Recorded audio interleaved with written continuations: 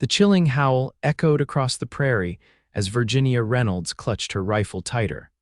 The wagon's canvas walls suddenly seeming paper thin against the yellow eyes that glowed in the darkness surrounding her. Death had never felt so certain until a stranger's voice cut through the night, followed by 6 rapid gunshots that scattered the wolf pack into the shadows. Virginia had been traveling alone for 3 days since leaving Laramie, Wyoming territory. The year was 1876, and the promise of a new life had pulled her westward like so many others seeking fortune in the aftermath of the Civil War. At 24, she had buried both parents to consumption and sold their failing Pennsylvania dress shop to chase rumors of opportunity in the frontier town of Silverdale, where a cousin had written of a desperate need for skilled seamstresses. The journey had been uneventful until her wagon wheel broke earlier that afternoon. Hours of struggling with tools too heavy for her hands had left her stranded as twilight fell across the rolling grasslands. She had planned to continue repairs at first light, but the wolves had other ideas. Virginia had heard stories of wolf attacks, but never imagined she would face such terror herself. When the first howl sounded, she had scrambled inside her wagon, gripping her late father's rifle with trembling hands. She had fired one warning shot when the first wolf appeared, but that only seemed to embolden the pack as they circled her wagon, their hungry eyes reflecting the pale moonlight. "Stay inside, madam," the man's voice called out again as he fired 2 more shots into the air. Virginia peered through a gap in the canvas to see a tall figure on horseback, silhouetted against the night sky. His horse reared dramatically as he fired again, driving the last of the wolves back into the darkness. "They're gone now," the stranger called, dismounting and approaching her wagon cautiously. "You can come out if you want, but I reckon they might circle back before dawn." Virginia pushed open the canvas flap, rifle still ready. "Thank you, sir, but I'll keep my distance until I know who I'm addressing." The stranger chuckled, removing his hat and holding it against his chest. In the moonlight, Virginia could make out a strong jawline beneath several days' worth of stubble. He couldn't have been more than 30 years old. "Name's Nathaniel Abernathy, madam. Most folks call me Nate. I was heading to Silverdale when I heard the commotion." He gestured to her broken wagon wheel. "Seems you've run into some trouble beyond just those wolves." Virginia lowered her rifle slightly but maintained her cautious stance. "Virginia Reynolds, I'm headed to Silverdale myself." "Well, Miss Reynolds, I'd say this is what folks call a fortunate coincidence." He stepped closer, keeping his movements slow and unthreatening. "I'm handy with wagon repairs. I could help you fix that wheel come morning if you'd allow it." Virginia considered her options. Night had fallen completely, and the wolves could return. She was alone on the prairie with no help for miles around. This stranger might be her only chance at reaching Silverdale safely. "I would appreciate the assistance, Mr. Abernathy, but I'll be keeping my rifle close," she replied firmly. Nate nodded respectfully. "Wise decision, madam. A woman traveling alone can't be too careful these days." He glanced around at the darkened landscape. "Mind if I make camp nearby?" "Those wolves have a habit of returning, and 2 guns are better than 1. Virginia nodded her agreement, and Nate set about making a small fire 30 feet from her wagon. As the flames cast dancing shadows across the prairie, she watched him care for his horse, a magnificent chestnut stallion that stood at least 16 hands high. "That's a fine animal," she remarked, finally emerging from her wagon but keeping a safe distance. Nate patted the horse's neck affectionately. "This is Thunder. Been with me through 5 states and more trouble than I care to remember." "You've traveled extensively then, since the war ended, yes." His voice carried a note of something Virginia couldn't quite identify, perhaps regret or weariness. "Fought for the Union, came back to find my family farm sold for taxes, been riding ever since." Virginia felt a pang of sympathy. So many lives had been upended by the war. "I'm sorry to hear that." Nate shrugged. "It's the story of half the men you'll meet out here. What brings you to Silverdale, if you don't mind my asking?" Virginia explained about her cousin's letter and the opportunity awaiting her. As they talked, the tension gradually eased from her shoulders. There was something straightforward about Nathaniel Abernathy that invited trust despite her initial wariness. The night passed without further wolf encounters, though both took turns keeping watch. When dawn broke across the eastern sky, Nate set to work on her wagon wheel with an efficiency that spoke of years of practical experience. "You're quite skilled with repairs," Virginia observed, handing him tools as needed. "When you live on the trail, you learn to fix things or you don't survive long," he replied, tightening the last bolt on the repaired wheel.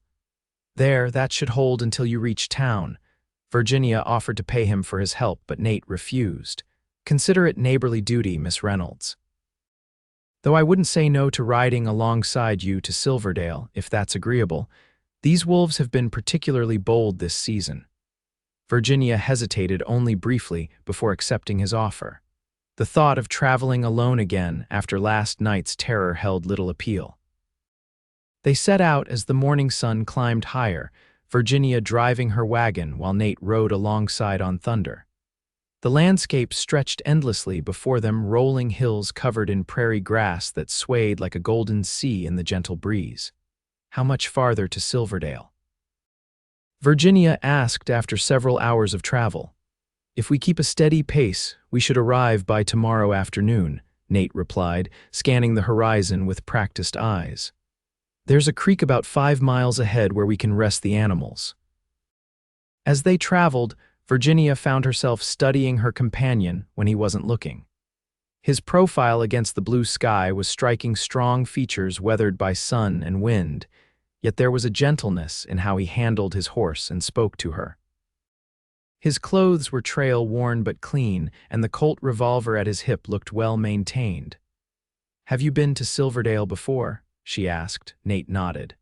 "Passed through last spring. It's growing fast, got a hotel, general store, 3 saloons, and even a small school now. The silver mine about 10 miles north keeps bringing folks in." "And what takes you there now?" A shadow passed over his face. "Unfinished business." Virginia sensed he didn't wish to elaborate, and she respected his privacy. Everyone on the frontier carried secrets or regrets. She certainly had her share. They reached the creek by mid-afternoon and stopped to water the horses and Nate's mule, which had been following tied to the back of her wagon. Virginia unpacked bread and dried meat, offering to share her modest meal. As they ate sitting on rocks beside the burbling creek, Nate pointed to a distant smudge on the horizon. "Smoke, likely an Indian camp." Virginia tensed. "Should we be concerned?" "Not likely, probably Shoshone. They've been at peace with settlers for years now." He must have noticed her apprehension because he added, "Most of what you've heard back east about Indians is exaggerated. They're fighting to keep what's theirs, same as anyone would." Virginia appreciated his candor. "My father used to say there were 3 sides to every story, yours, mine, and the truth." Nate smiled, the first genuine smile she'd seen from him. "Your father sounds like a wise man." "He was," she said softly, memories of her parents bringing a familiar ache. They continued their journey through the afternoon, making camp as twilight approached. This time, Virginia felt less anxious about Nate's presence nearby. He built a small fire and cooked a rabbit he had shot earlier, sharing the meat with her. As night settled around them, the howling began again, distant but unmistakable. "They're far off," Nate reassured her, noting her expression. "Probably tracking a deer herd, but I'll keep watch just the same." Virginia nodded gratefully. "I can take a shift as well. I'm a light sleeper." "Very well, I'll wake you in 4 hours." Virginia retreated to her wagon, but sleep eluded her despite her exhaustion. Through the canvas, she could see Nate's silhouette against the fire, still and vigilant. There was something comforting in his presence that she hadn't expected to find in a stranger. The night passed peacefully, and true to his word, Nate woke her for her watch. Virginia sat by the fire, rifle across her lap, listening to the night sounds of the prairie. It was during these quiet hours that she allowed herself to wonder about the man sleeping nearby and what unfinished business might await him in Silverdale. Morning came with a spectacular sunrise that painted the sky in shades of pink and gold. They ate a simple breakfast of coffee and hardtack before continuing their journey. The terrain gradually changed as they traveled, with rocky outcroppings appearing among the grasslands and the distant outline of mountains becoming more defined. By mid-afternoon, dark clouds began gathering on the western horizon. "Storm's coming," Nate observed. "We should look for shelter. There's an old trapper's cabin about 2 miles ahead if I recall correctly." They urged the animals to a faster pace, reaching the abandoned cabin just as the first heavy raindrops began to fall. It was a crude structure with a partially collapsed roof, but the larger section remained intact enough to provide shelter. Nate helped Virginia secure the wagon and animals before they hurried inside. The interior was dusty but dry, with an old stone fireplace against one wall. "Not exactly the Palmer House Hotel," Nate remarked wryly as he cleared debris from the hearth. "It's better than being caught in that," Virginia replied, gesturing to the downpour now visible through the cabin's single grimy window. Nate soon had a fire going, the warmth spreading through the small space as rain drummed against the roof. They sat side by side, drying their damp clothes in comfortable silence. "May I ask you something, Mr. Abernathy?" Virginia finally said. "After saving you from wolves and fixing your wagon, I think you might call me Nate," he replied with a hint of amusement. Virginia smiled. "Nate, then. You mentioned unfinished business in Silverdale. I don't mean to pry, but is it dangerous? The kind that might bring trouble?" Nate stared into the fire for a long moment. "Not the kind you're thinking. I'm not running from the law if that's your concern." "I didn't think you were." He sighed, rubbing a hand across his jawline. "My younger brother settled in Silverdale last year. We haven't spoken in nearly a decade, not since I left for the war while he stayed behind. I received word he's fallen ill. I'm going to see him, try to make amends before." He didn't finish the sentence. Virginia reached over and placed her hand on his arm. "I'm sorry, Nate. Family rifts can be the most painful kind." He nodded, seeming surprised by both her gesture and her understanding. "What about you? Just the dressmaking bringing you to Silverdale, or are you leaving something behind as well?" Virginia withdrew her hand, suddenly conscious of the impropriety of their situation alone in an abandoned cabin, sharing personal confidences. Yet something about Nate invited trust. "After my parents died, there wasn't much left for me in Pennsylvania. No siblings, no suitors," she smiled ruefully. "I was always too busy helping in the shop to cultivate romantic attachments. When my cousin wrote about the opportunities in Silverdale, it seemed like a chance to start fresh." The rain continued through the evening, trapping them in the cabin. They made a simple dinner from their provisions, and as night fell, the close quarters became increasingly apparent. "You take that corner with your bedroll," Nate suggested, pointing to the area farthest from the door. "I'll sleep here by the entrance." Virginia appreciated his consideration for her comfort and reputation.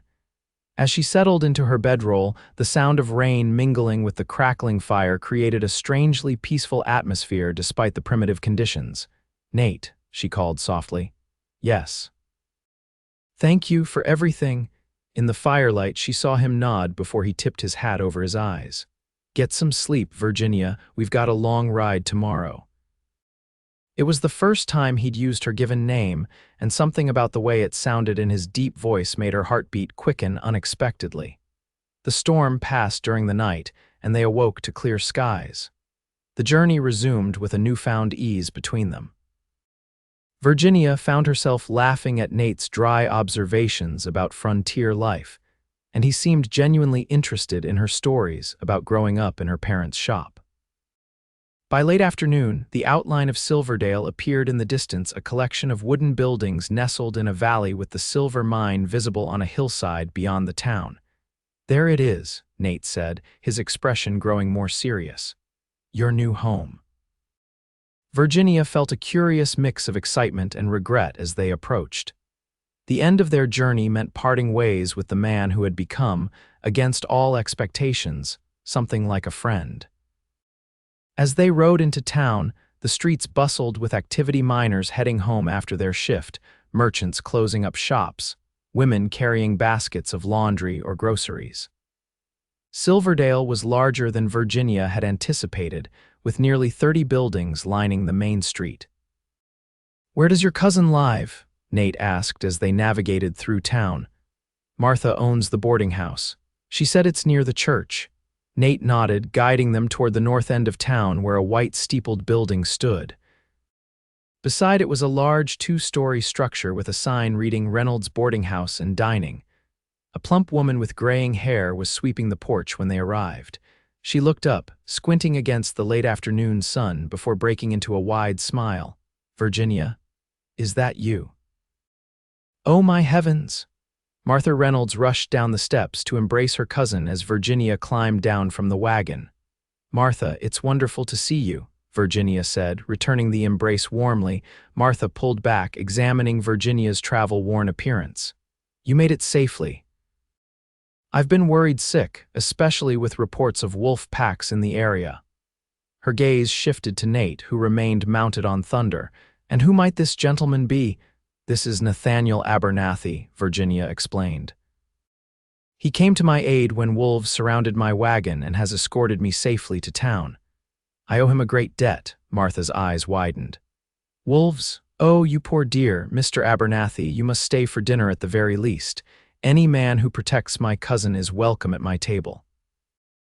Nate removed his hat politely. "That's kind of you, Mrs. Reynolds, but I have pressing business to attend to, perhaps another time."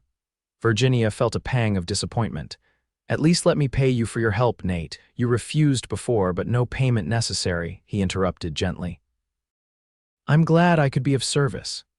He hesitated, then added, "I expect I'll be in town for at least a few weeks. Perhaps I'll see you around, Miss Reynolds." Before Virginia could respond, he tipped his hat to both women and guided Thunder down the street toward the livery stable. Martha watched him go with a knowing look. "Handsome man, and he saved you from wolves, you say?" Virginia nodded, still watching Nate's retreating figure. "He did, fired into the night until they ran." "Well," Martha said, taking Virginia's arm, "you must tell me everything over tea." "And I mean everything." Virginia allowed herself to be led inside, glancing back once more to see Nate disappear around a corner. She had the distinct feeling their paths would cross again, and soon. The boarding house was comfortably furnished with a large dining room on the first floor and private rooms upstairs. Martha showed Virginia to a small but pleasant chamber overlooking the main street. "This will be yours," Martha explained. "The dress shop is 2 buildings down. Mrs. Holloway is desperate for a skilled seamstress since her last one left to get married. You can start whenever you're ready." Virginia set her carpetbag on the bed. "I can start tomorrow. I'm eager to establish myself here." Martha beamed. "Excellent. Now let's get you cleaned up for dinner. You can tell me all about your journey and this Mr. Abernathy who came to your rescue." Over a hearty meal of beef stew and fresh bread, Virginia recounted her travels, including the terrifying night when the wolves surrounded her wagon and Nate's timely arrival. She found herself dwelling on details about him that seemed suddenly significant: the gentleness with which he treated his horse, his skill with repairs, the sadness in his eyes when he spoke of his brother. "And he's come to Silverdale to reconcile with this brother?" Martha asked, refilling Virginia's teacup. "Yes, though he seemed uncertain of his welcome. Do you know of any Abernathys in town?" Martha thought for a moment. "There's a Dr. Abernathy who came last year, opened a practice on Fremont Street. Quiet man, keeps to himself mostly." Could that be his brother, a doctor? Nate didn't mention his brother's profession, but it could be. Virginia tried to picture Nate reuniting with a physician brother after years of estrangement. "Well, I'm sure you'll find out soon enough," Martha said with a smile that suggested she had already formed certain opinions about Virginia's interest in Nathaniel Abernathy. The next morning, Virginia rose early, eager to begin her new life in Silverdale. After a breakfast of eggs and coffee with the other boarder's 2 elderly sisters and a young schoolteacher, she walked to Holloway's dress shop to introduce herself. Mrs. Holloway was a thin woman with a perpetual squint who brightened considerably when Virginia demonstrated her stitching techniques. "Oh, thank heavens! You're even more skilled than Martha claimed. When can you start?" "Right away," Virginia replied, and within an hour she was settled at a work table, altering a wedding dress for a miner's daughter. The work was familiar and soothing, allowing her mind to wander occasionally to thoughts of Nate. Had he found his brother? Had their reunion been the reconciliation he hoped for? Around noon, the shop bell jingled, and Virginia looked up to see a well-dressed man with a black medical bag enter. He was younger than she expected, a doctor to be, perhaps 30, with dark hair and features that suddenly seemed strikingly familiar. "Good day, Mrs. Holloway," he said, his voice cultured and precise. "I've come to collect my wife's dress for the Founder's Day celebration." "Of course, Doctor." "Abernathy, it's all ready." Mrs. Holloway bustled to retrieve a package from behind the counter, Virginia's hands stilled on her work. Dr. Abernathy. Could this be Nate's estranged brother? The resemblance was there, though this man was leaner, his bearing more formal than Nate's easy frontier confidence. As Mrs. Holloway wrapped the dress, she gestured toward Virginia. "Dr. Abernathy, this is our new seamstress, Miss Reynolds. She's just arrived from Pennsylvania." The doctor turned to Virginia with a polite smile. "Welcome to Silverdale, Miss Reynolds. I trust your journey west was uneventful." Virginia hesitated, uncertain whether to mention Nate. "Not entirely, Dr. Abernathy. In fact, I believe I may have met your brother on the trail." The doctor's expression froze, the polite smile becoming fixed. "My brother, Nathan, is here. He arrived yesterday, sir. He mentioned he'd received word you were ill." Dr. Abernathy's face paled slightly. "I see. Well, there's been a misunderstanding. I'm in perfect health." He collected his package stiffly. "Good day, ladies." The shop bell jangled again as he departed, leaving Virginia with the distinct impression that the brothers' reunion had not yet occurred. Mrs. Holloway raised an eyebrow. "Well, that was interesting." "I've never seen the good doctor so discomposed."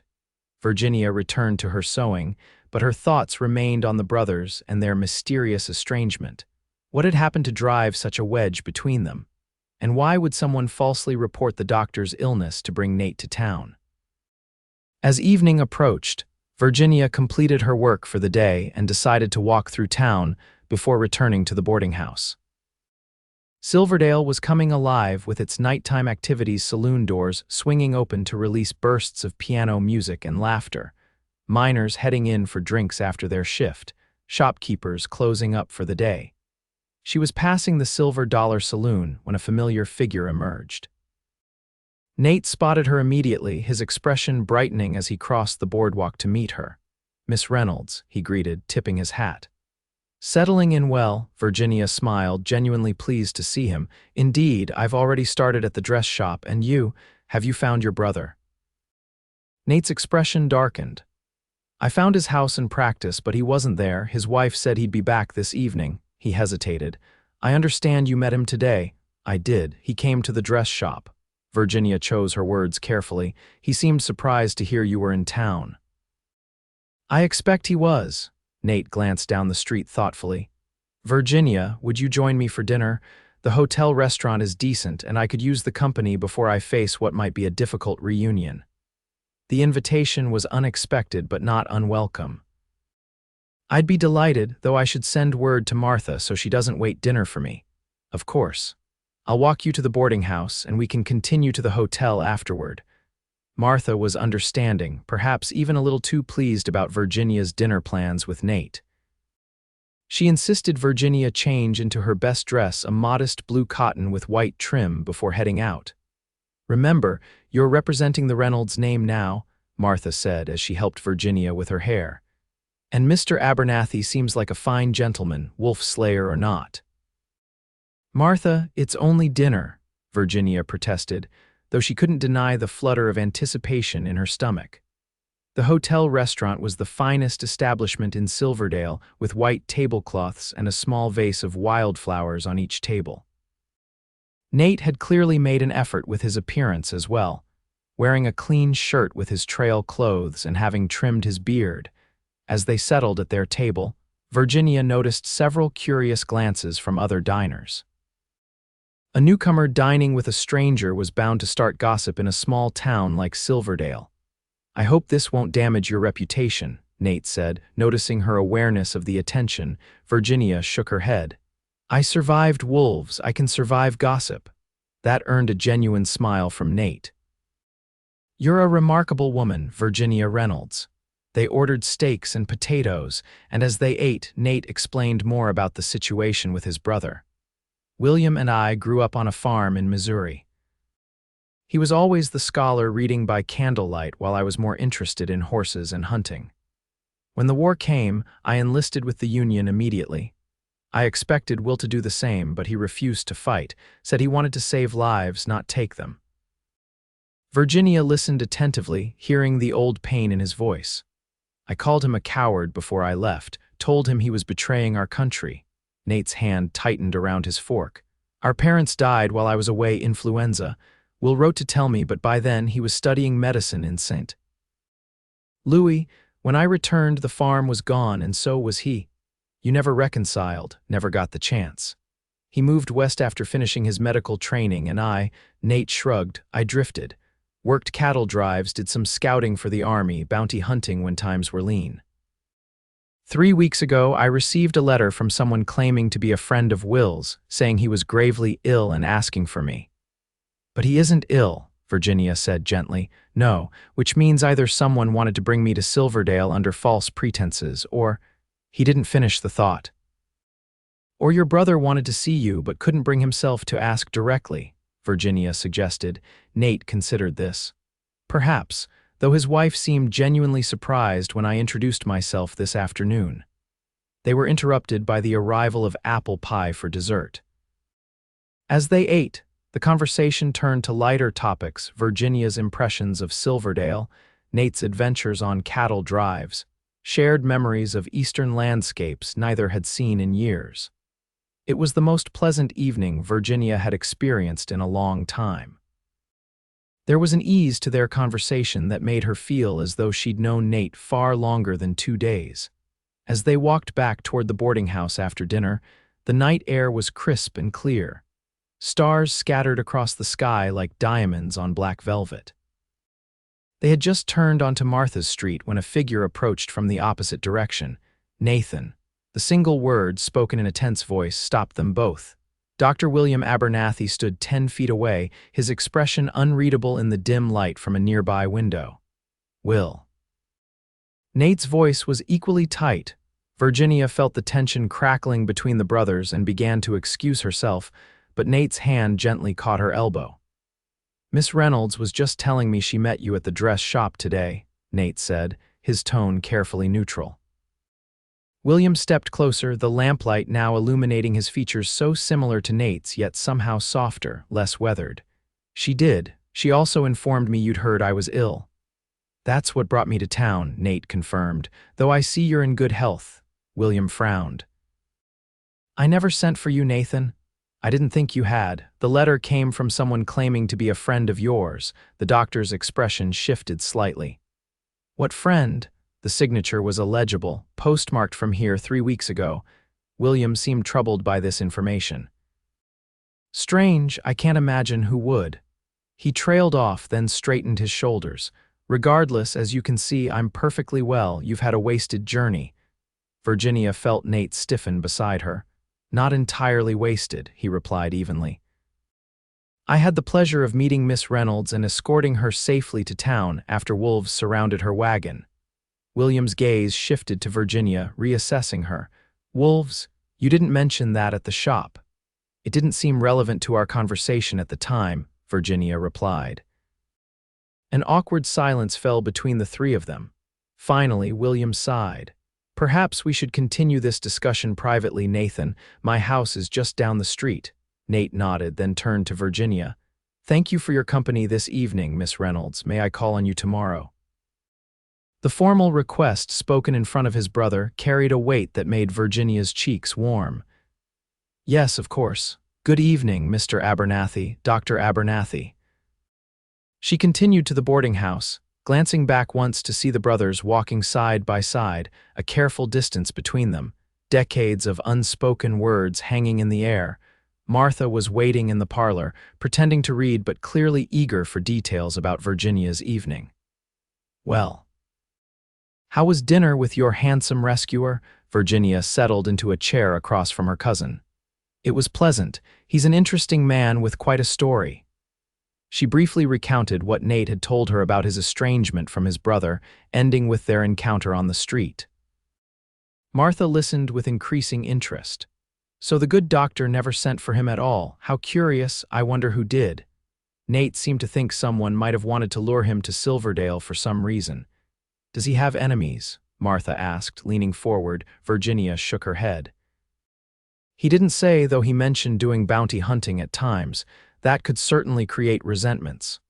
Well, keep your wits about you, dear. I'd hate to see you caught up in someone's vendetta. Martha patted Virginia's hand. Though I must say, he seems quite taken with you, asking to call on you properly. Virginia tried to dismiss the comment, but she couldn't deny the warm feeling that had spread through her when Nate had made the request. There was something about him that drew her: his quiet strength, his sense of honor, the vulnerability he'd revealed when speaking of his brother. That night, as Virginia prepared for bed, she found herself thinking of Nate's story, a young man returning from war to find everything changed, carrying the burden of harsh words spoken in anger to a brother he might never see again. Now that they had reunited, would they find a way to heal their rift? And what of the mysterious letter that had brought Nate to Silverdale? Sleep came slowly, her mind filled with questions and the memory of Nate's smile across the dinner table. The next morning dawned bright and clear. Virginia went to work at the dress shop, focusing on completing a rush order for the banker's wife. Around noon, the bell jingled, and she looked up expecting to see Mrs. Holloway returning from her lunch. Instead, a woman in a fashionable green dress stood in the doorway, petite, with auburn hair arranged in an elegant style. She approached Virginia directly. "You must be Miss Reynolds. I'm Elizabeth Abernathy, William's wife." Virginia set aside her needle. "It's a pleasure to meet you, Mrs. Abernathy." Elizabeth studied Virginia with frank curiosity. "My husband tells me you encountered his brother on your journey here and that he saved you from wolves." "He did. I owe Mr. Abernathy my life, and now he's calling on you." It wasn't a question. Virginia maintained her composure. "We shared dinner last evening, yes." Elizabeth sat in the chair beside Virginia's work table, smoothing her skirts. "Miss Reynolds, I should tell you that Nathan Abernathy's appearance in Silverdale has created quite a stir in our household. William and his brother haven't spoken in 11 years, and their reunion last night was strained." "I gathered as much," Virginia acknowledged. "William spent half the night pacing after Nathan left our home." Elizabeth sighed. "The war tore many families apart, but their estrangement runs deeper than political differences. William believes Nathan blames him for not saving their parents." Virginia frowned. "Nate didn't mention that." "Men rarely speak of what truly pains them," Elizabeth said with the wisdom of a woman who had spent years observing her husband's unspoken regrets. "I'm telling you this because you seem to have formed a connection with Nathan, and I thought you should understand the complexity of the situation." Before Virginia could respond, the shop door opened again and Nate himself entered, removing his hat as he crossed the threshold. He paused upon seeing Elizabeth. "Mrs. Abernathy," he said, nodding politely. Elizabeth stood, gathering her reticule. "Nathan." "I was just introducing myself to Miss Reynolds." She turned back to Virginia. "Perhaps you might join us for dinner this Sunday, both of you." The invitation clearly surprised Nate as much as it did Virginia. Elizabeth didn't wait for an answer, patting Virginia's hand before departing with a rustle of silk skirts. Nate watched her go with a bemused expression. "My sister-in-law has always been direct." "You've met her before?" Virginia asked. "Once, years ago, when she and Will became engaged." "She was the daughter of Will's medical professor." Nate's gaze returned to Virginia. "I hope she wasn't interrogating you on my behalf," Virginia smiled. "Not interrogating, exactly. She seems concerned about you and your brother." "Will and I had a long conversation last night," Nate admitted, leaning against the counter. "Not entirely pleasant, but perhaps necessary. We've agreed to try to be civil, at least." "That's a start," Virginia encouraged. "Did you discuss who might have sent the letter about his illness?" Nate's expression darkened. "We did. Will has no idea, but he's asking around. It's troubling, to say the least." Virginia set aside her sewing. Mrs. Holloway won't be back for another half hour if you'd care to sit. Nate accepted the invitation, pulling a chair close to her work table. I actually came to ask if you'd join me for a ride this afternoon. The weather's fine and there's a view just outside town that's worth seeing. The offer was tempting, but Virginia hesitated. I have work to complete. I understand, Nate said quickly, beginning to rise. But, Virginia continued, smiling at his eagerness, I could be free after 4 o'clock. Nate's face brightened. 4 o'clock it is. I'll bring a horse for you from the livery. They arranged to meet at the boarding house, and Nate departed with a lightness to his step that hadn't been there when he entered. Virginia returned to her sewing, aware of a similar lightness in her own heart. When Mrs. Holloway returned, she raised an eyebrow at Virginia's slightly distracted state. Was that the Abernathy fellow I saw leaving my shop, Miss Reynolds? Yes, madam. He invited me for a ride this afternoon. Mrs. Holloway nodded approvingly. He's quite handsome for a drifter.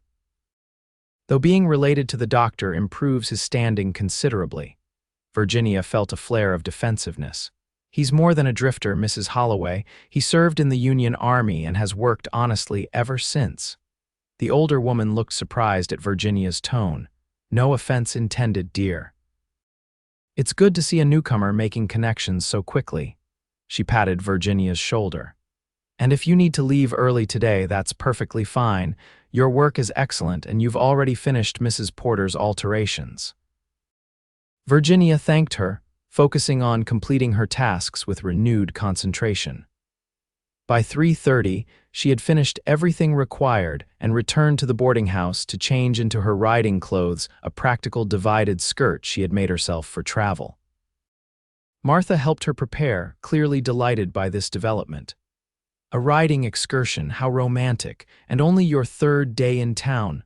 It's merely a friendly outing, Martha, Virginia insisted, though her careful attention to her appearance suggested otherwise. Of course, dear, Martha replied, not believing it for a moment. Just be sure to return before dark. Propriety must be maintained. At precisely 4 o'clock, Nate arrived at the boarding house leading 2 horses Thunder and a gentle-looking bay mare. He had cleaned up since morning, wearing a fresh shirt under his leather vest and his dark hair still damp from washing. Miss Reynolds, he greeted, helping her mount with strong, steady hands at her waist. You look lovely. Virginia settled into the saddle, adjusting her skirts.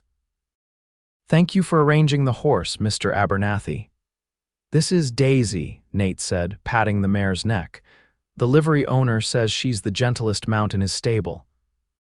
They rode through town at a sedate pace, nodding to curious onlookers, before heading north along a winding trail that climbed gradually into the foothills.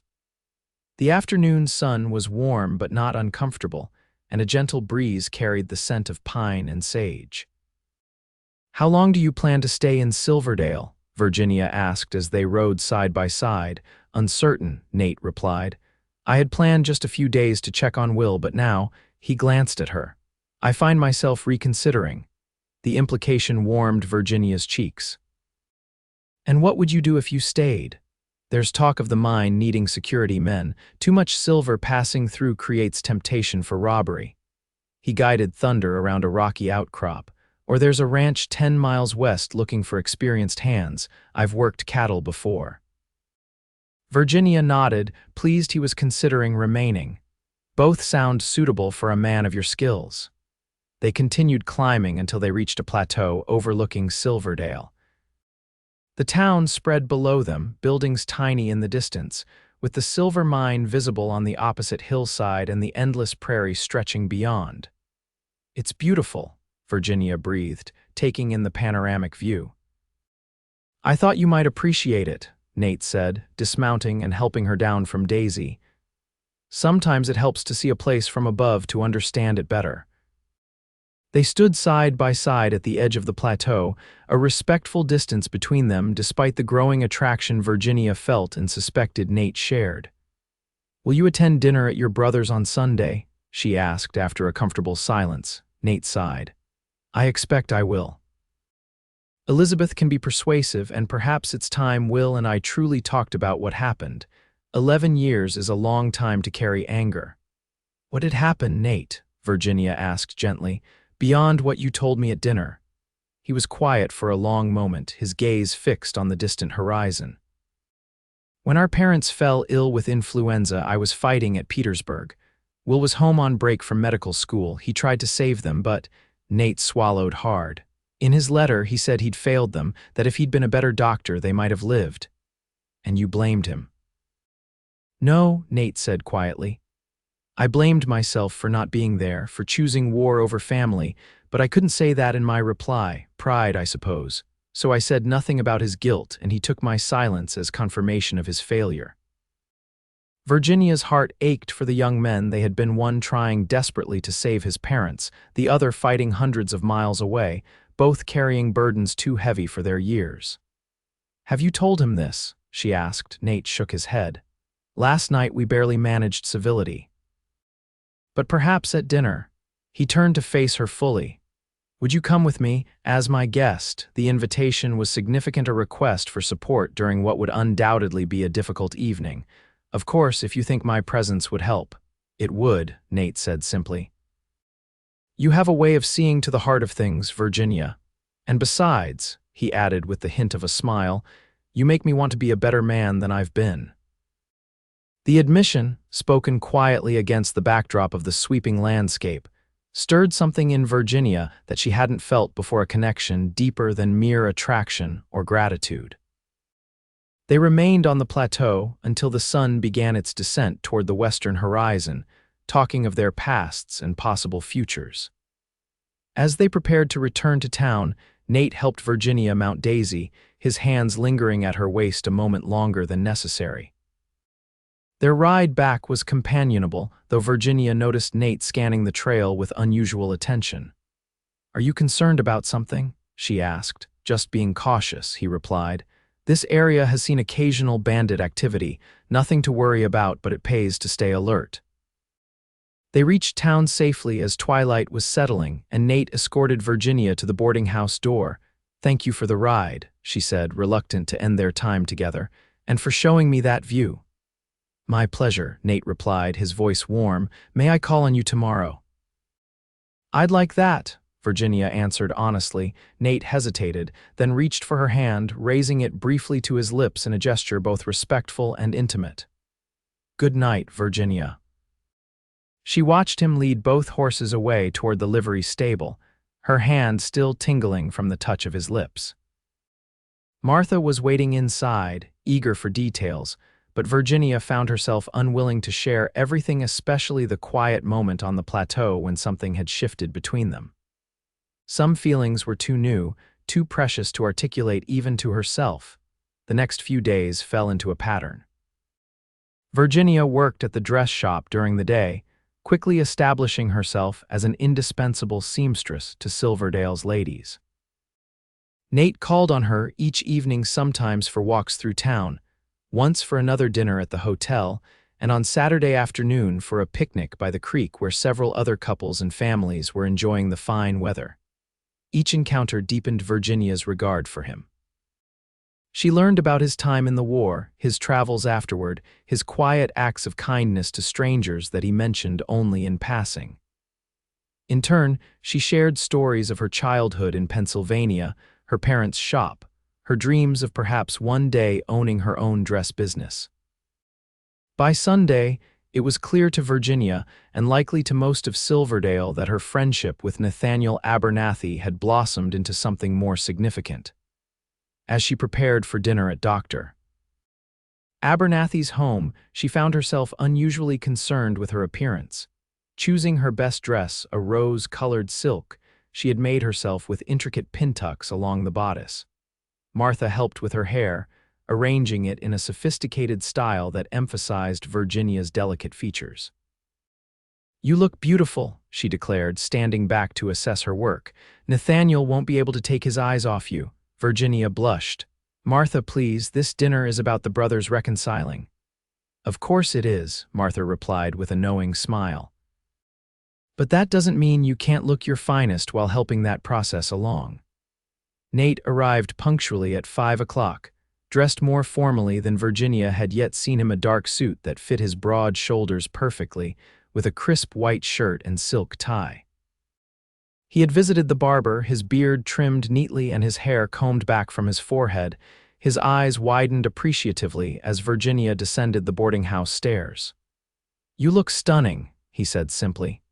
"As do you," she replied, accepting his arm. Martha saw them off with barely concealed delight, extracting a promise from Virginia not to stay out too late. As they walked toward the doctor's home on the west end of town, Virginia sensed Nate's increasing tension. "Are you nervous?" she asked gently. "More than I'd care to admit," he confessed. "Will and I barely scratched the surface of our issues the other night. Elizabeth's presence kept us civil, but tonight you hope for more than civility," Virginia finished for him. Nate nodded. "Though I'm not sure either of us knows how to bridge such a long silence." "Sometimes the first step is simply sharing a meal," Virginia suggested. "Breaking bread has a way of breaking barriers." The Abernathy home was a handsome two-story clapboard house set back from the street with a small garden in front. Elizabeth greeted them warmly at the door, ushering them into a well-appointed parlor where Dr. Abernathy stood stiffly by the fireplace. "Nathan, Miss Reynolds." "Welcome to our home," William said formally, crossing to shake Nate's hand and bow slightly to Virginia. The initial conversation was stilted, polite inquiries about Virginia's work at the dress shop, comments about the weather, discussion of Silverdale's growth in recent years. Elizabeth served sherry before dinner, maintaining a stream of pleasant chatter that helped ease the tension somewhat. When they moved to the dining room, Virginia found herself seated across from Nate, with William at the head of the table and Elizabeth at the foot. The table was set beautifully with fine china and crystal that Elizabeth mentioned had been her mother's. "Nathan, I understand you've been considering staying in Silverdale," William said as the soup was served. Nate glanced briefly at Virginia. "I have." "There seem to be opportunities here worth exploring," William nodded thoughtfully. "The mine is always hiring security men with your military background." "Actually, I've been speaking with James Harrington about his ranch," Nate replied. "He needs someone with cattle experience to oversee his expanding operation." "The Rocking H," William looked surprised. "That's a substantial responsibility.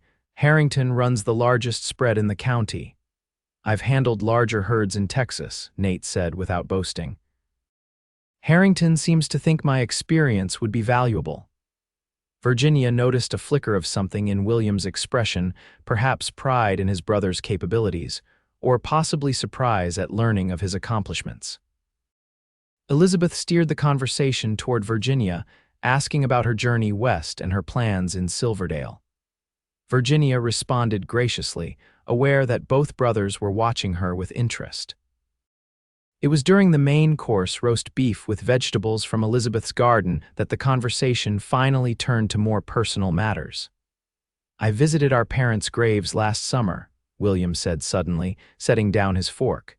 "The church has maintained the cemetery well." Nate's hand stilled momentarily. "I'm glad to hear it. I haven't been back to Missouri since '65. They would be pleased to know we're together again," William continued, his voice carefully neutral. "Mother especially always worried about you during the war." "I received her letters," Nate replied, "not always promptly, but they meant a great deal." A silence fell over the table, heavy with unspoken emotions. Virginia glanced at Elizabeth, who gave an encouraging nod. "Nate told me about receiving word of your parents passing while he was at Petersburg," Virginia said gently. "It must have been terribly difficult for both of you, one fighting far from home, the other trying to save them." William's gaze snapped to his brother. "Is that what he told you?" "That I tried to save them," Nate looked uncomfortable. "It's the truth, isn't it? You were home from medical school, you did everything possible." "But you never said that," William replied, his voice tight. "Your letter said only that you'd received my news and would try to obtain leave for the funeral, nothing about—" He trailed off, composing himself. "I always believed you blamed me for not doing more, and I thought you blamed me for not being there," Nate admitted quietly. "For choosing to fight rather than staying to protect our family." The brothers stared at each other across the table, 11 years of misunderstanding suddenly laid bare. Elizabeth reached for her husband's hand. "William, perhaps you should show Nathan the letter you received after your parents died." William hesitated, then nodded. After dinner, the remainder of the meal passed in thoughtful silence, the air charged with anticipation. When Elizabeth suggested the men retire to William's study while she and Virginia prepared coffee, neither brother objected. In the kitchen, Elizabeth sighed as she arranged cups on a tray. Men can be such stubborn creatures. 11 years of hurt pride and misunderstanding when a simple conversation might have resolved everything. "Do you think they'll reconcile tonight?" Virginia asked, helping with the coffee service. "I hope so. William has carried this burden far too long." Elizabeth paused in her task. He was only 22 when their parents fell ill barely through his second year of medical training. He tried every treatment he knew, but influenza is merciless when it takes hold. Virginia nodded sympathetically, and Nate was trapped at the front, unable to help or even say goodbye. Exactly, each brother believing he had failed, each thinking the other blamed him. Elizabeth shook her head. "The saddest part is that they're so similar in their sense of duty and responsibility, if only they could see that in each other." When they brought the coffee to the study 20 minutes later, they found the brothers standing by the window, heads bent over a yellowed letter. William was speaking quietly, gesturing to certain passages, while Nate listened with intense concentration. The women exchanged glances, silently agreeing to leave the brothers to their discussion. They retreated to the parlor, where Elizabeth poured coffee, and they spoke of lighter matters: the upcoming Founders' Day celebration, a new shipment of fabrics expected at the dress shop, Elizabeth's garden plans for the summer. Nearly an hour passed before the study door opened and the brothers emerged. Virginia immediately noticed a difference in their bearing, the stiffness gone from William's shoulders, a newfound lightness in Nate's expression. "Elizabeth," William said, crossing to kiss his wife's cheek, "I believe we'll need to prepare the guest room. Nathan has agreed to stay with us until he finds suitable lodgings in town." Elizabeth's face brightened. "That's wonderful news. I'll see to it right away." As she bustled off to make arrangements, Nate came to sit beside Virginia on the settee. "Thank you," he said quietly. "For what? I've done nothing. You've done everything," he corrected. "Without you, I might never have approached Will at all. And tonight, your gentle nudging helped us finally speak honestly with each other." William, overhearing, nodded agreement. "Miss Reynolds, it seems our family owes you a debt of gratitude. You've helped heal a rift that should never have lasted so long." Virginia felt her cheeks warm at their praise. "I'm simply glad you found your way back to each other." Later, as Nate walked Virginia home through the quiet streets of Silverdale, he explained what had happened in the study. "Will showed me the letter I sent after our parents died. Reading it now, I can see how cold it must have seemed, how my grief and guilt made me unable to express what I truly felt. And then he showed me a letter our father wrote before he passed." "What did it say?" Virginia asked gently. Nate's voice grew thick with emotion. "That he was proud of both his sons, one fighting for the Union, one studying to heal the sick. That whatever happened, we should remember we were brothers first." He swallowed hard. "All these years Will thought I blamed him, while I thought he resented me for not being there." They paused beneath a large oak tree, its leaves rustling softly in the night breeze. The boarding house was visible just down the street, but neither seemed eager to end their conversation. "What happens now?" Virginia asked. "Will has offered to help me settle here permanently. The position at the Rocking H seems promising. Harrington is willing to provide housing on the property, and the salary is generous." Nate turned to face her fully. "I'll be about 5 miles from town, but I could ride in frequently." The implication was clear, and Virginia felt her heart quicken. "I would welcome your visits whenever you could manage them." Nate stepped closer, his eyes searching hers in the dim light. "Virginia, I know we've known each other less than a week, but I feel," he paused, seemed to gather his courage, "I've never met anyone like you. Your strength, your kindness, your understanding. I find myself thinking of you constantly." Virginia's breath caught. "I feel the same way. It's unexpected and perhaps unwise after such a short acquaintance, but..." But sometimes the heart knows what it wants before the mind can make sense of it, Nate finished for her. Slowly, he reached for her hand, holding it gently between both of his. May I call on you properly with intentions beyond friendship? The formality of the request, spoken with such sincerity, touched Virginia deeply. Yes, Nathaniel, I would like that very much. His smile was brilliant even in the shadows. Keeping her hand in his, he walked her the remaining distance to the boarding house, where they said goodnight with reluctance, both aware that something profound had shifted between them. The following weeks passed in a blur of activity, as both Virginia and Nate established themselves more firmly in Silverdale. Virginia's skill with a needle made her the most sought-after seamstress in town, while Nate impressed James Harrington with his knowledge of cattle and range management, securing the foreman position at the Rocking H Ranch.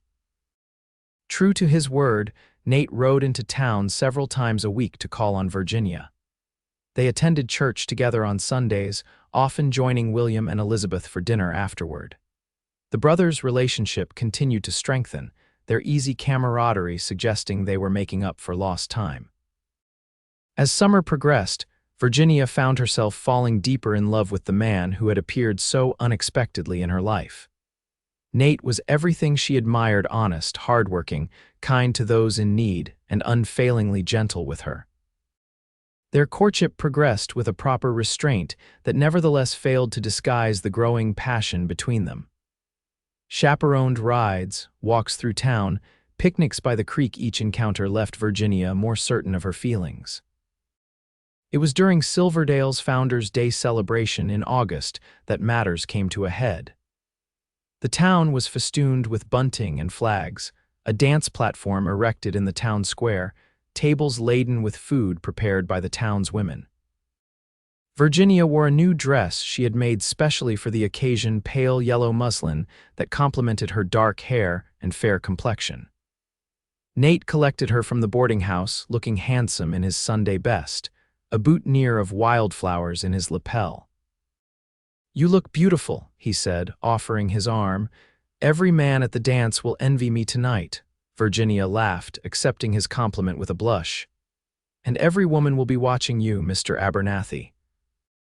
The celebration was in full swing when they arrived, fiddle music filling the air, children running with streamers, couples dancing on the wooden platform while others visited at the food tables or gathered in conversational groups. William and Elizabeth waved them over, their happiness evident. Elizabeth was visibly expecting their first child, her condition just beginning to show beneath her stylish gown. "The decorating committee outdid themselves this year," Elizabeth commented as they surveyed the festive scene, "though I'm afraid I won't be much use on the dance floor in my condition." "You can keep Virginia company while Nathan helps me judge the shooting competition," William suggested. "Unless you'd prefer to dance," he added to Virginia. Virginia glanced at Nate, who smiled encouragingly. "Perhaps later. For now, I'm happy to sit with Elizabeth." As the men departed for the shooting range set up at the edge of town, Elizabeth linked her arm through Virginia's. "Let's find some shade. This little one makes me overheat terribly." They settled on a bench beneath an elm tree, watching the festivities with contentment. "You and Nathan seem quite happy," Elizabeth observed after a moment. Virginia smiled. He's a wonderful man." "He's changed since coming to Silverdale," Elizabeth noted. "There's a peace about him now that wasn't there when he first arrived. William has noticed it too." "I think reconciling with his brother has healed something in him," Virginia suggested. Elizabeth's knowing glance suggested she thought there was more to it than that.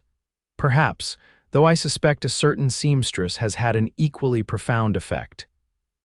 Before Virginia could respond, they were interrupted by the arrival of Mrs. Holloway and several other ladies from the dress shop's clientele, all eager to compliment Virginia on her gown and inquire after her growing business.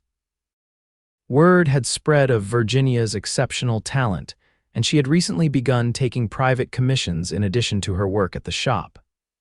There was even talk of Mrs. Holloway offering her a partnership, given the increased business her presence had brought. As the ladies chatted, Virginia's attention was drawn to a commotion near the shooting range. A crowd had gathered, with raised voices suggesting some sort of dispute. "What do you suppose is happening?" she asked, craning her neck to see. Elizabeth frowned. "I'm not sure." The shooting contest should have been straightforward enough. Virginia's concern grew when she spotted William hurrying toward them, his expression troubled.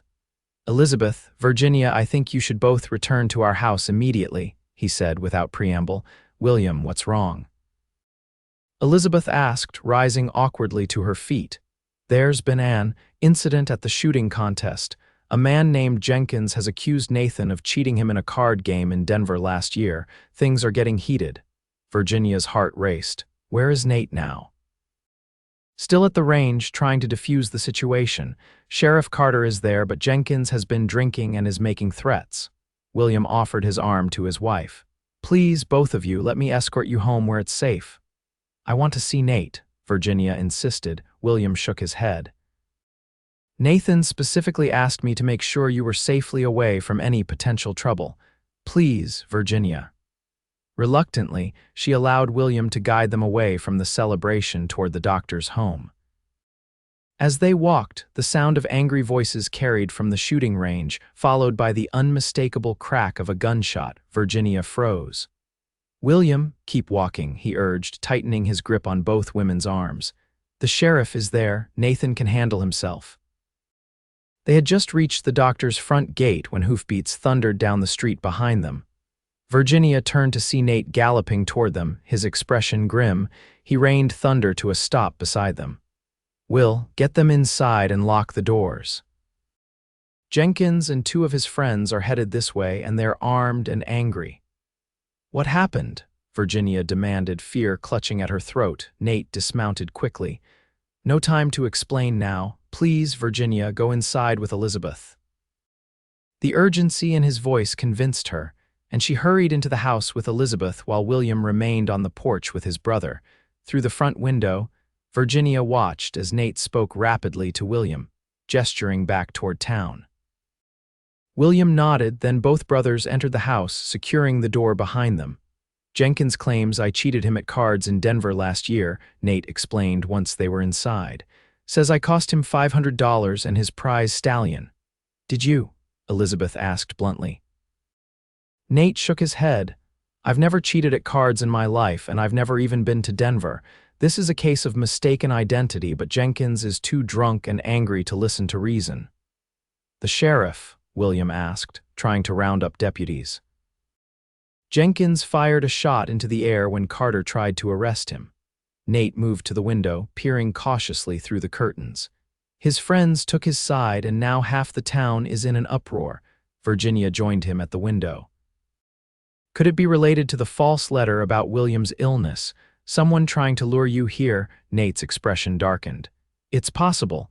Jenkins mentioned something about tracking me for months." A tense silence fell over the room as the implications sank in. Someone had deliberately brought Nate to Silverdale under false pretenses, and now this confrontation seemed equally planned. "What do we do?" Elizabeth asked, one protective hand on her stomach. "We wait for the sheriff to restore order," William said firmly. "This is a civilized town, not a lawless frontier outpost." But even as he spoke, shouts sounded from the street, followed by the crash of breaking glass somewhere nearby. Nate moved quickly to check all the doors and windows were secured. "Will, do you have a gun in the house?" William hesitated, then nodded. "In my study, but Nathan, surely it won't come to that." "Let's pray it doesn't," Nate agreed, "but I want to be prepared to protect your family if necessary."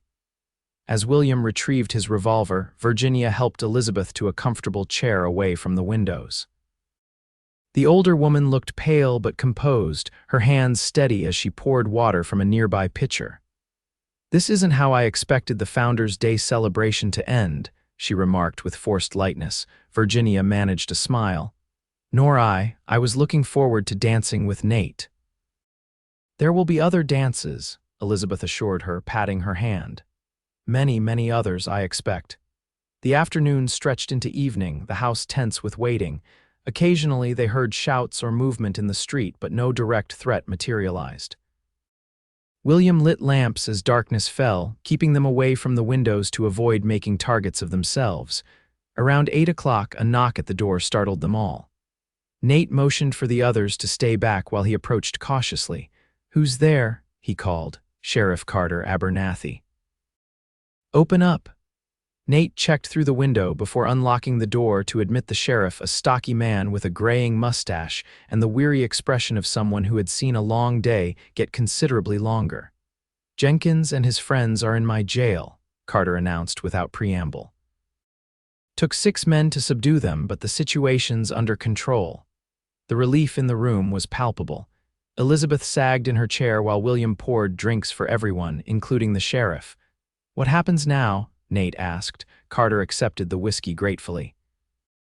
"Jenkins will face charges for disturbing the peace and threatening violence. His friends too, but Abernathy, this isn't over. He's convinced you're the man who cheated him, and he's got a description that matches you pretty closely." "Except I've never been to Denver," Nate reiterated. "And I don't cheat at cards," the sheriff nodded. "I believe you, but it does raise the question of who might be using your likeness to swindle folks. Any ideas?" Nate was quiet for a moment, his expression thoughtful. "There was a man in my regiment who resembled me somewhat. Calloway was his name. We were often mistaken for each other during the war. Last I heard, he'd headed west after Petersburg." "Calloway," the sheriff repeated, making a note. "First name, Daniel, I think, though he went by Danny." Carter finished his drink. "I'll send some telegrams. See if there are any reports of this Calloway operating in Denver or elsewhere. Meanwhile, you might want to keep your head down for a few days, just in case Jenkins has other friends in the area." After the sheriff departed, William insisted everyone stay at his house for the night. Elizabeth prepared a guest room for Virginia while the brothers secured the house once more. Later, as Virginia prepared for bed in borrowed nightclothes, a soft knock sounded at her door. She opened it to find Nate standing in the hallway, looking troubled. "I needed to make sure you were all right," he said quietly. "Today didn't go as planned." Virginia stepped back, inviting him to enter the room while leaving the door partially open for propriety's sake. "I'm fine, just concerned about you. Do you truly think this Jenkins mistook you for someone else?" Nate nodded, keeping a respectful distance between them.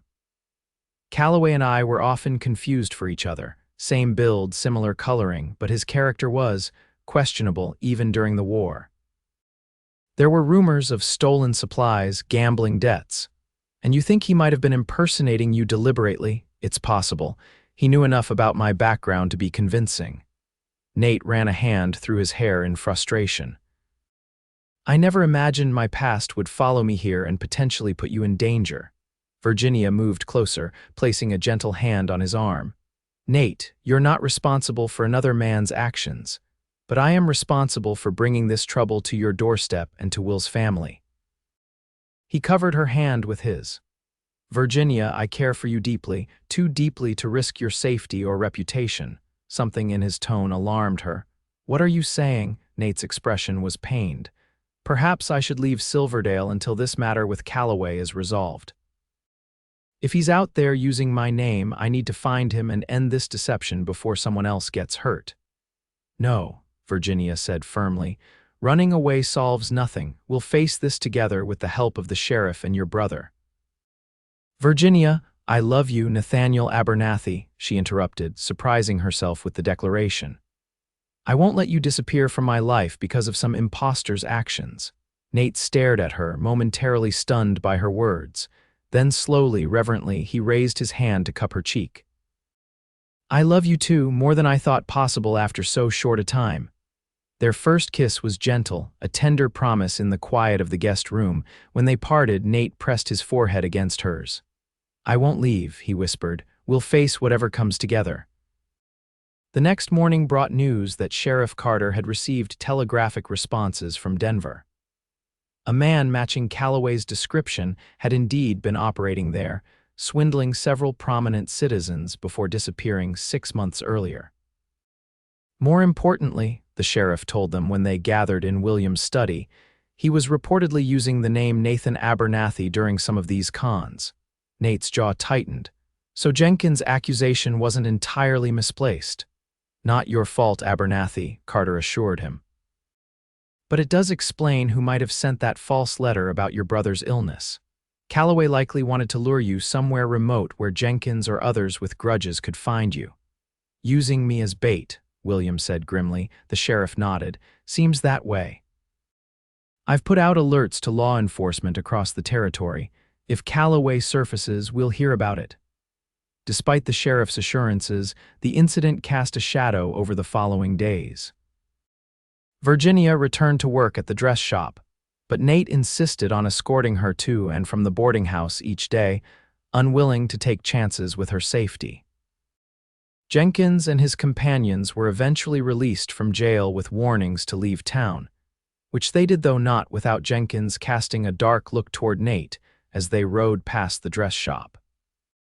A week after the Founders' Day disruption, Virginia was working late at the shop when Nate arrived to escort her home. His expression was unusually serious as he helped her gather her things. "What is it?" she asked, recognizing the tension in his shoulders. "Sheriff Carter received a telegram today," Nate replied, offering his arm as they left the shop. "Calloway was spotted in Cheyenne 2 days ago, still using my name." Virginia tightened her grip on his arm. "Is he coming here?" "Unknown. But Carter thinks it's only a matter of time before more of his victims follow the trail to Silverdale." Nate guided her toward the boarding house with purpose in his stride. "Virginia, there's something I need to ask you." Her heart quickened at his tone. "Yes."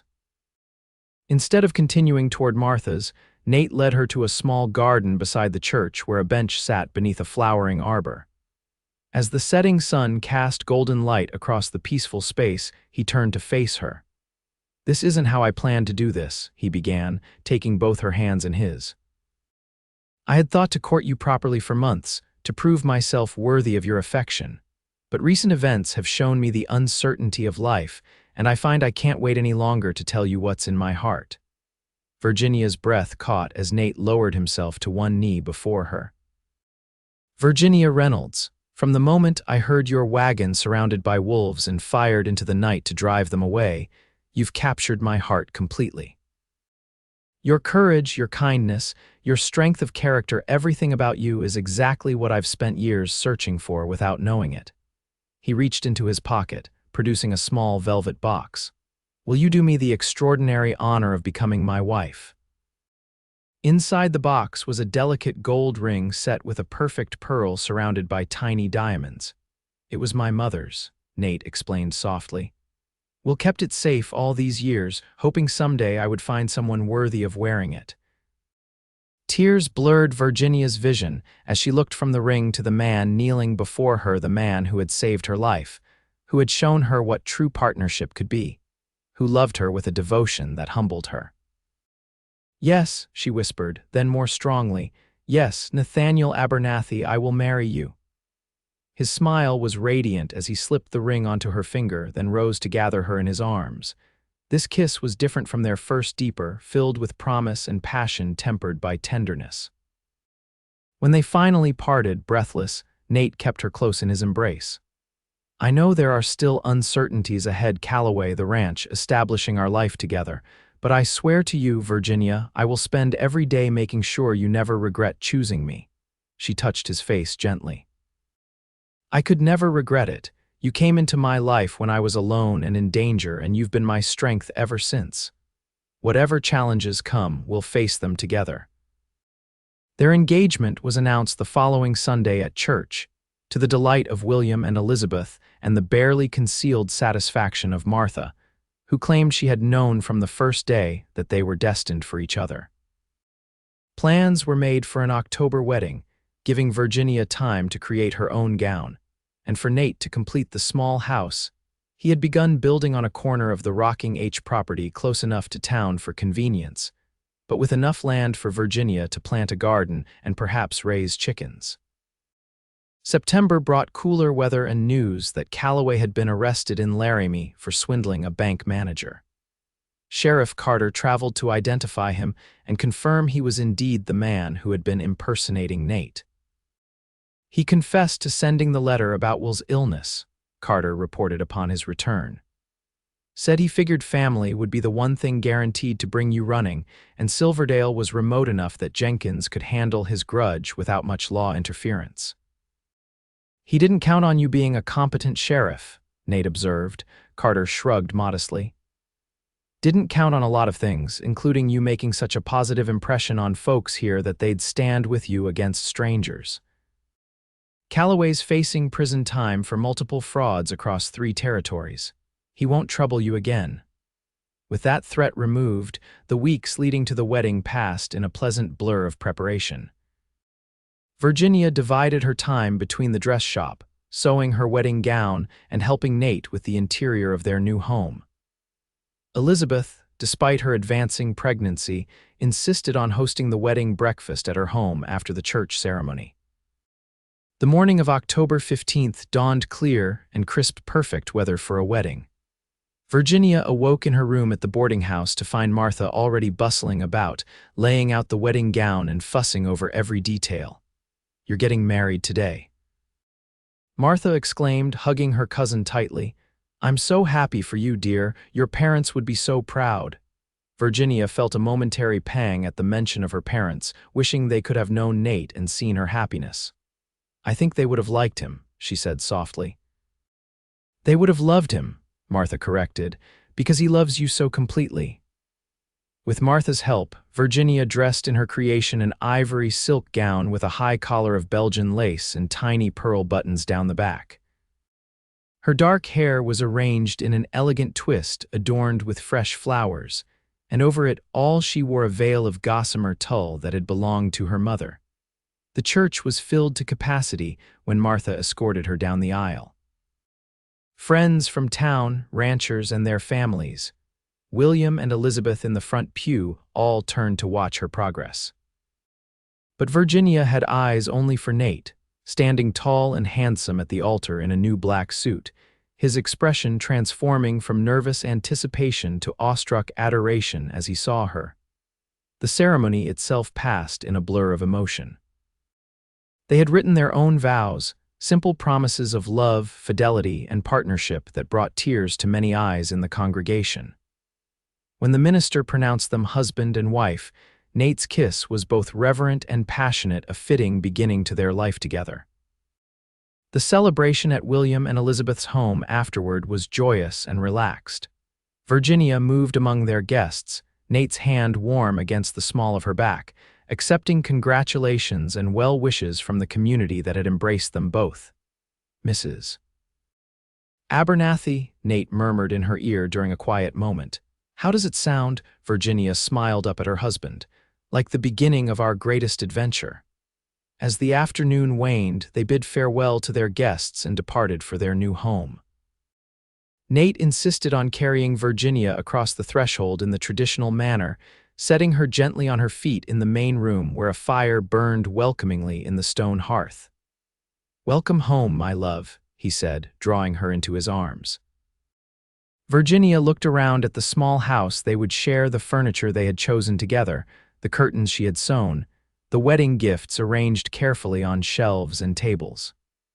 It was modest but perfect, filled with promise and possibility.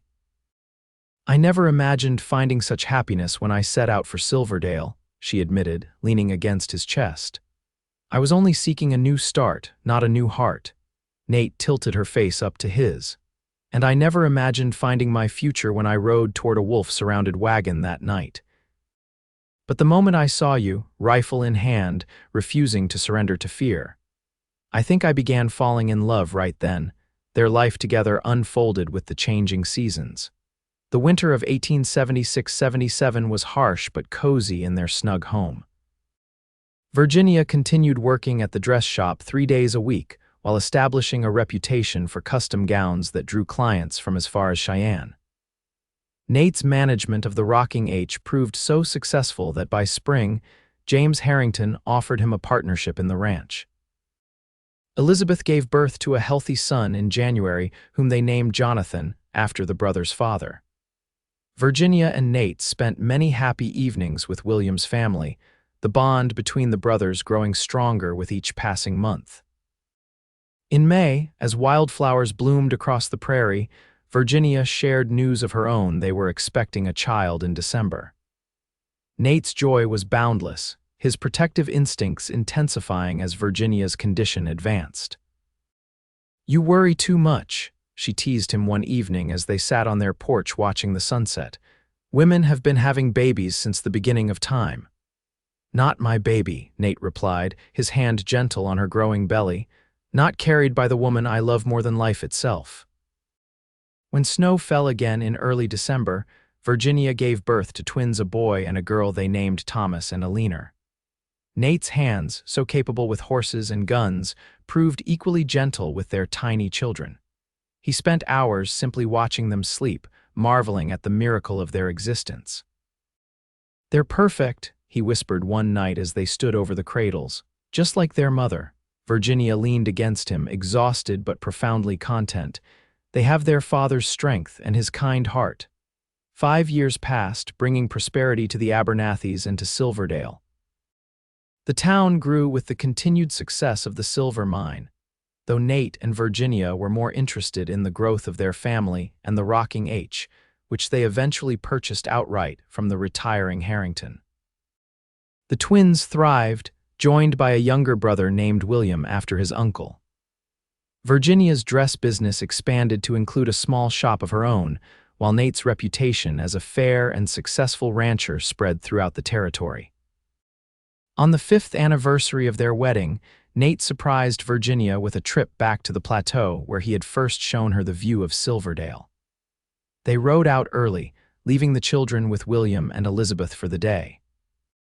The town had changed dramatically in 5 years. More buildings, more people, more evidence of civilization taking hold in what had once been wilderness. But the view from the plateau remained spectacular, the vast landscape stretching endlessly beneath a perfect blue sky. "Do you remember that first ride?" Nate asked as they dismounted. Virginia smiled, taking his hand. "Of course. You were trying so hard to be a gentleman while I was falling hopelessly in love with you," Nate laughed, drawing her close. "And I was trying to convince myself that a woman like you couldn't possibly be interested in a drifter with a complicated past." "How wrong you were," she murmured, kissing him softly. They spread a blanket on the same spot where they had stood 5 years earlier, sharing the picnic lunch Virginia had prepared and reminiscing about their journey together.